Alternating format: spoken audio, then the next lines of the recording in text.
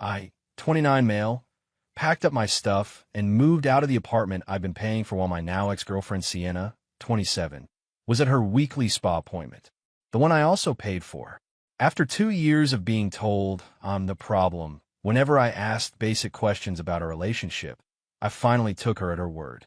Problem solved. I removed myself from the equation. We'd been together 3 years. First year was great. She worked retail, I worked IT. We split things fairly, had fun, normal relationship stuff. Then she got laid off. Just temporarily, she said.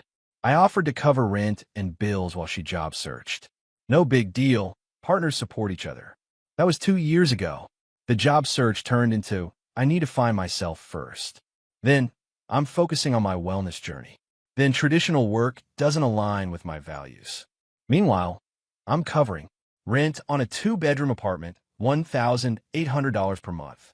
All utilities and bills. Groceries, only organic OBS. Her car payment and insurance, $450 per month. Her gym membership, $120 per month. Weekly therapy, $200 per session. Bi-weekly spa treatments, $150 each. Her self-care budget, roughly $500 per month on various things. I make decent money, about $75,000 a year, but supporting 2 people in an expensive city was killing me. I had 0 savings, living paycheck to paycheck while she posted Instagram stories about manifesting abundance and grateful for this blessed life. Every time I tried to talk about budgets or her getting even a part-time job, I was the problem. I was blocking her energy. I was being controlling. I was not supporting her growth. Last week was the final straw. I came home exhausted after pulling a 12-hour shift fixing a server crisis. She was on the couch doing an expensive face mask, watching Netflix. Hey, the credit card got declined at the grocery store. I had to use my debit card, I said. Ugh, you're always so negative when you come home. Your energy is really affecting my peace. I'm just telling you what happened. We're over the limit again. She paused her show and looked at me with this condescending expression. You know what? You're the problem. You're always the problem. Your scarcity mindset is literally toxic. What does that even mean? I'm asking about our budget. See? There you go again. Problem, problem, problem. Maybe if you weren't so focused on money all the time, you'd actually be happy. I focus on money because I'm the only one making any. She stood up, face mask still on, looking ridiculous. I'm done with this conversation. I'm going to Kindle us. I can't be around your toxic masculinity right now. She grabbed her Louis Vuitton bag, guess who bought that, and left. Didn't come back that night. I sat there in our apartment, my apartment, and looked around. Everything was stuff I'd paid for. The furniture, the art on the walls, the 65-inch TV she needed for her meditation videos. I was killing myself to maintain her lifestyle while being told I was the problem. Fine, I'll solve the problem.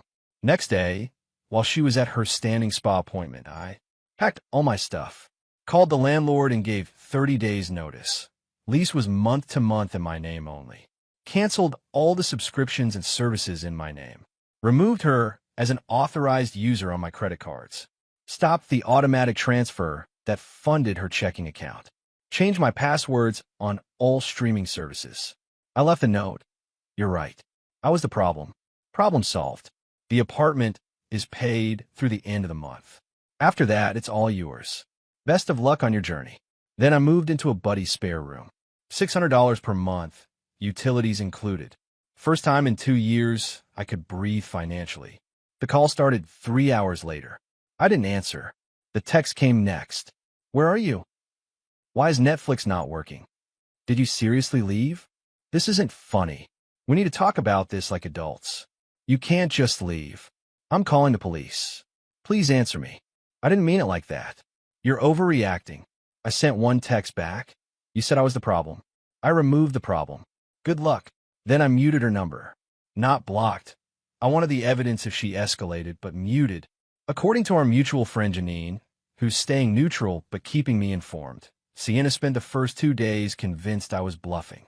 She told everyone I was having a mantram and would come crawling back.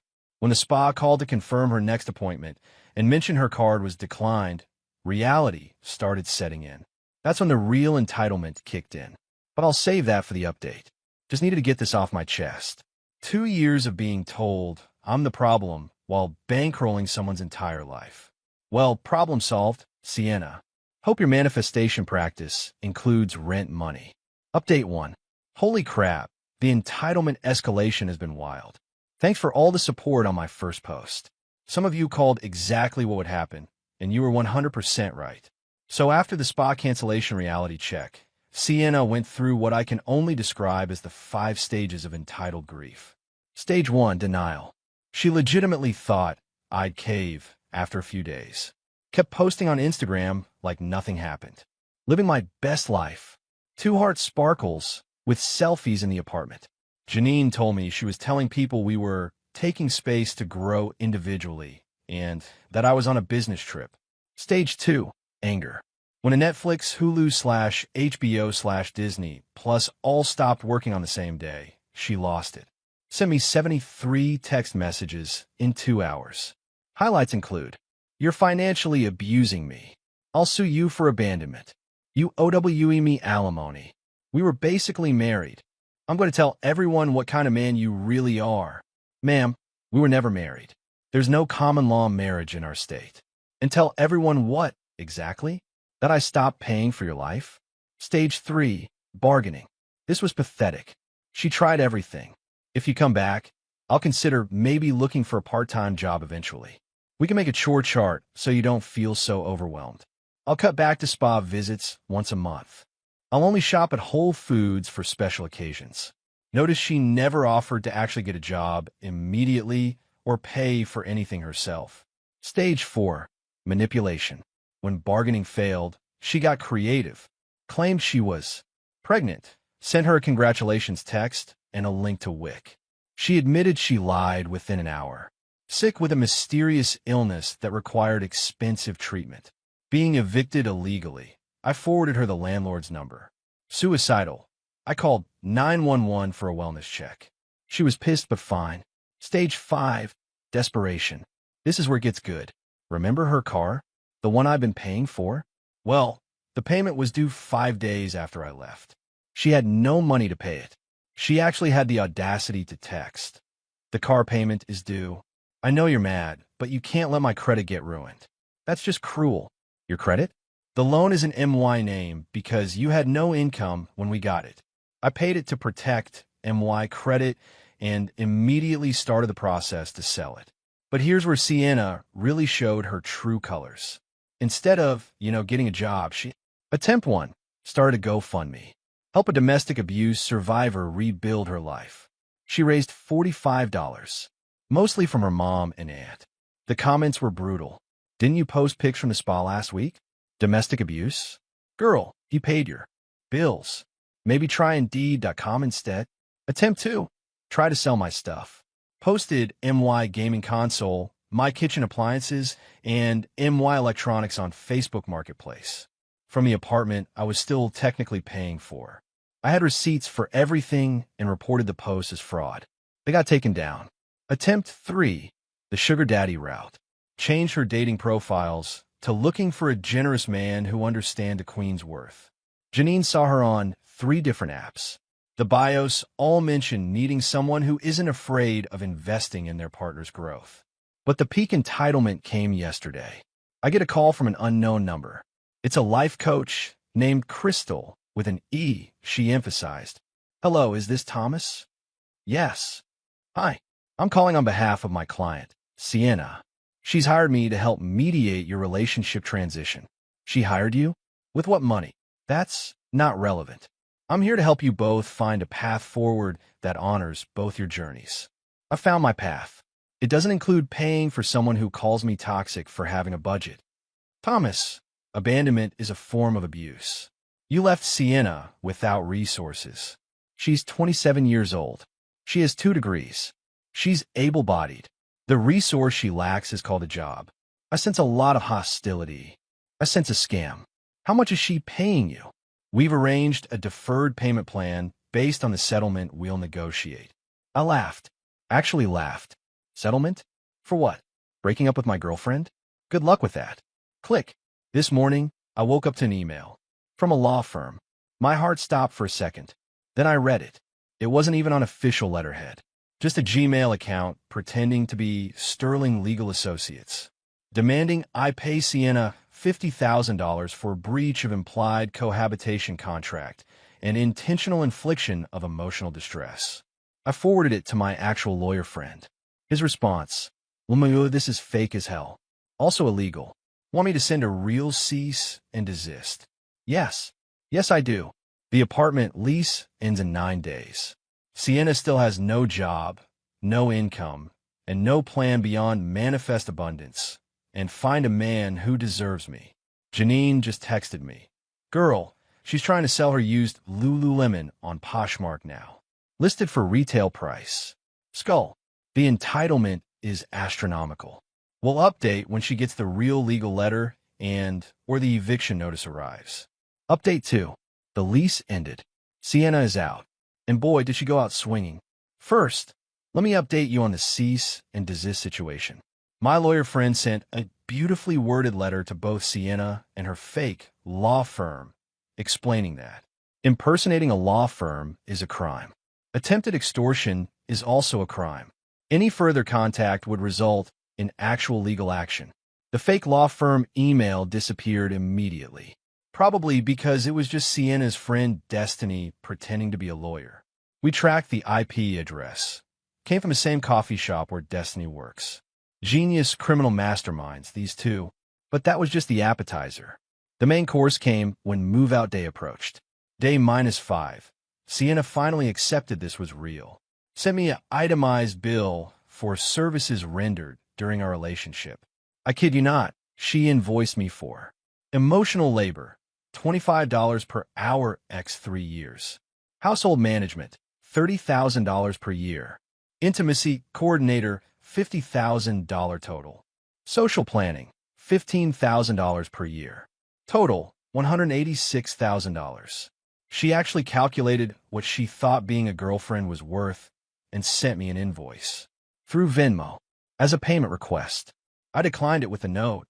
LOL. Day -3. She tried to rent the apartment herself.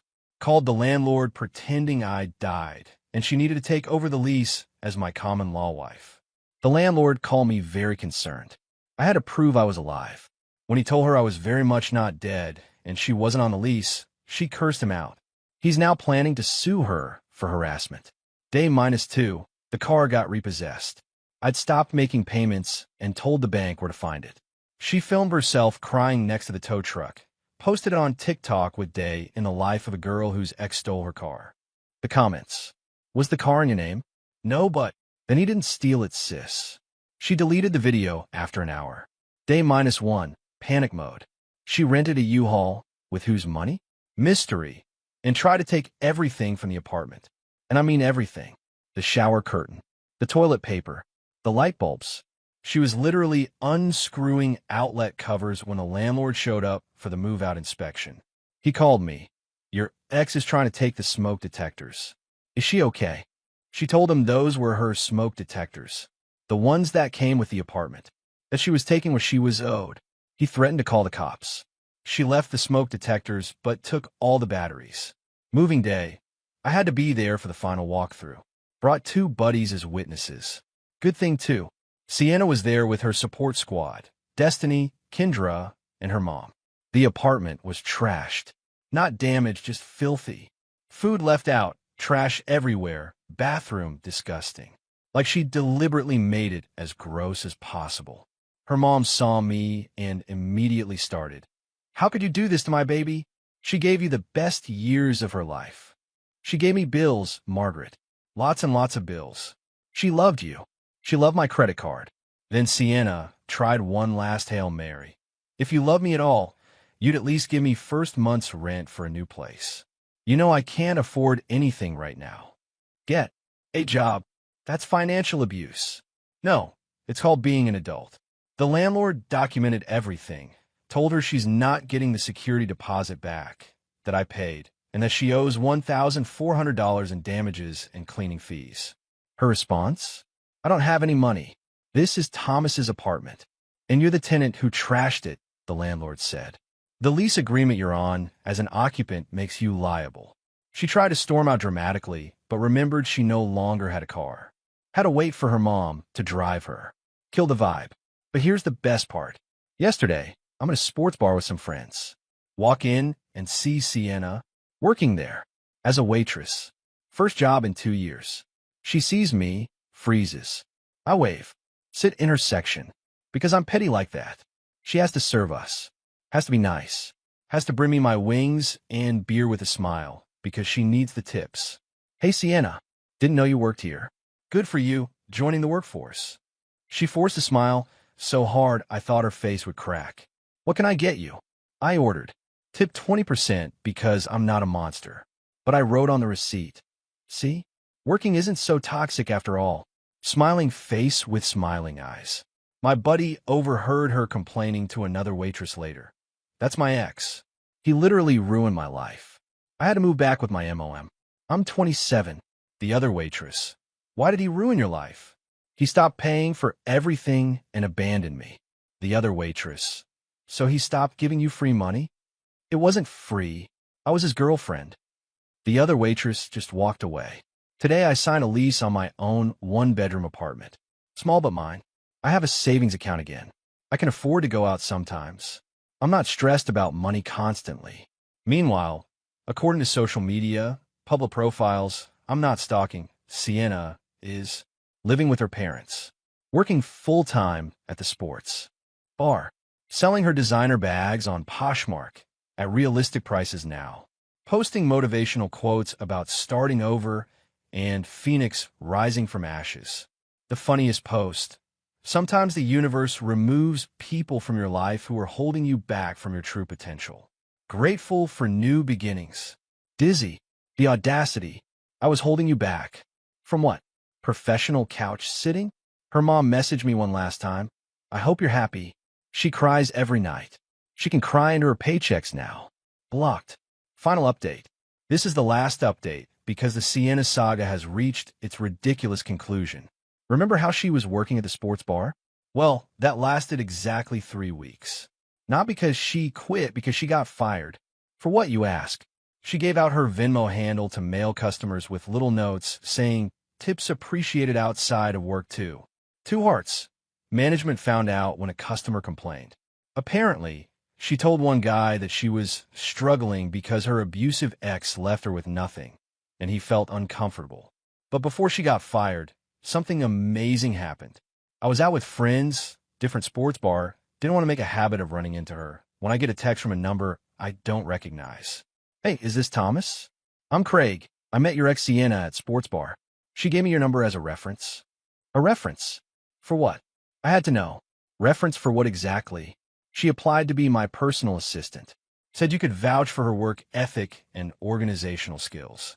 I almost spit out my beer. This woman who hadn't worked in 2 years, who couldn't even keep our apartment clean, wanted me to be a job reference? Craig, I have to be honest. We dated for 3 years. In that time, she worked a total of 0 days. I have no idea what her work ethic is like because I've never seen it. Oh, she said she was your personal assistant and managed your household. She was my unemployed girlfriend who I supported financially. That's it. Wow. Okay. Thanks for the honesty. No problem. Can I ask why she gave you my number? She said you'd give her a glowing review because you felt guilty about abandoning her. The delusion. The delusion. Craig thanked me and hung up. Later found out through the grapevine that Sienna told people I sabotaged her job opportunity out of spite. No, Sienna. You sabotaged it by lying. After getting fired from the sports bar, she tried. MLM Hun Life. Started selling essential oils. Posted constantly about being a boss babe and CEO of her own life. Made exactly 1 sale. To her aunt, who asked for a refund. Fitness influencer. Decided she was going to become an Instagram fitness coach despite not having any fitness qualifications. Posted exactly 3 workout videos before giving up. My favorite comment. Girl, you're doing that exercise completely wrong. Life coach. Because apparently failing at life qualifies you to coach others. Made a website on Wix. Listed her credentials as School of Life and Spiritual Awakening Survivor. 0 clients. But the grand finale? Oh, the grand finale was perfect. Last week, I'm scrolling Facebook and see Sienna is in a relationship with some new guy. Let's call him Richard. Richard looks about 45, drives a Porsche, it's in every photo, and owns several businesses. 2 days later, Janine texts me, "You have TO, see this." Sends me screenshots from a group chat where Sienna is bragging about her new CEO boyfriend, who is nothing like my toxic ex, and how she's finally being treated like the queen I am. She goes on and on about the expensive dinners, the shopping trips, how he understands that a real man provides, and how she's never dating a broke boy again. Then someone in the group chat drops a bomb. "Sienna, isn't Richard married?" Radio, silence. Turns out Richard is married. Very married. Like, has 3 kids and a pregnant wife married. And Sienna knew. When confronted, her response was legendary. "Monogamy is a social construct. I can't help if he realizes his worth with me." His wife clearly wasn't meeting his needs. The woman who couldn't meet her own basic needs is talking about meeting someone else's. The group chat exploded. Even her ride or die friends were disgusted. Destiny called her out. Kendra blocked her. Her own mom commented, "Sienna, this is not how I raised you." But wait, it gets better. Richard's wife found out. How? Because Sienna posted a picture wearing a bracelet Richard gave her and tagged the jewelry store. The wife follows that jewelry store. Saw the post. Recognized her husband's credit card purchase. The wife didn't just confront Richard. She went nuclear. Posted everything on Facebook. Screenshots of Sienna's text to Richard talking about their future together and how she deserves to be spoiled after what my ex put me through. The wife's post went semi-viral in our city. 5,000 plus shares. Sienna got dragged in the comments. Had to delete all her social media. Richard dumped her immediately. Went back to his wife, begging for forgiveness. But not before his wife sued Sienna for alienation of affection. Yes, that's still a thing in our state. Sienna is now unemployed again. Friendless. Even Destiny won't talk to her. Being sued by a married woman. Living in her mom's basement. Selling feet pics online. Found her ad on a random site. Nearly died laughing. Her mom reached out to me one last time. "I'm sorry for everything my daughter put you through. You were right to leave. She needs to grow up, and I've been enabling her for too long." Plot twist. Even her MOM is done with her BS. The last thing I heard through the remnants of our mutual friend group, Sienna is planning to move to another state for a fresh start, where people understand her worth. Good luck to whatever state gets her next. As for me, I'm doing great. Got promoted at work. Turns out being less stressed improves performance. Who knew? Dating a sweet girl named Amanda who has her own job, pays her own bills, and has never once called me toxic for having a budget. Sienna was right about one thing. I was the problem. The problem was I enabled her for way too long. Problem solved indeed. Thanks for following this wild ride, Reddit. Remember, when someone shows you who they are, believe them. And when they tell you you're the problem, sometimes the solution is simply to leave. Victory hand. Edit. Just saw Sienna's new Twitter. She's using a fake name. Bio says Survivor. Phoenix. Rising above toxic masculinity and financial abuse. The delusion continues. Faced with tears of joy. Edit 2. Amanda read this whole saga and said, "Thank God she let you go so I could find you. I'm gonna marry this girl."